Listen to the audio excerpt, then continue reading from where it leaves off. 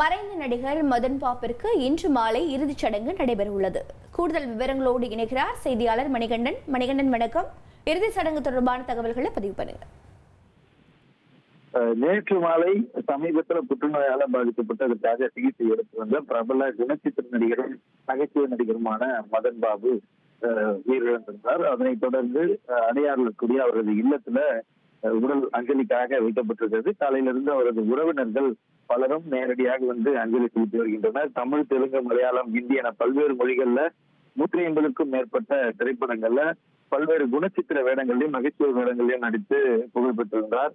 அண்மையில திரையுலகிலிருந்து, அதாவது வெள்ளித்திரையிலிருந்து ஓய்வு பெற்று சின்ன திரையில பல்வேறு நிகழ்ச்சிகள்ல தொகுப்பாளராகவும் நடுவர்களாகவும் பங்கேற்று வந்திருந்தார். அவரது அந்த சிரிப்புக்காகவே அவர் ஒரு அடையாளமாக பார்க்கப்பட்டார். பல்வேறு நிகழ்ச்சிகள்ல தொடர்ந்து பங்கெடுத்து வந்த நிலையில அண்மை காலமாக உடல்நலக்குறைவின் காரணமாக அவர் ஓய்வு பெற்று வந்த நிலையில் நேற்று மாலை உயிரிழந்திருந்தார். அதனைத் தொடர்ந்து அவரது இல்லம் அமைந்திருக்கக்கூடிய அடையாறிலிருந்து இன்று மதியம் 3 மணிக்கு மேலாக இறுதி நிகழ்வு என்பது நடத்தப்பட இருக்கிறது. 4 மணி அளவுல பெசநகர் மின் மயானத்துல அவரது உடல் அடக்கம் செய்யப்பட இருக்கிறது, தகனம் செய்யப்பட இருக்கிறது.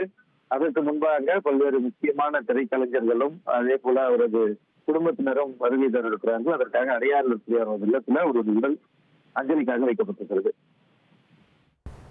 தகவல்களுக்கு நன்றி மணிகண்டன். இனி செல்லும் இடமெல்லாம் செய்தி.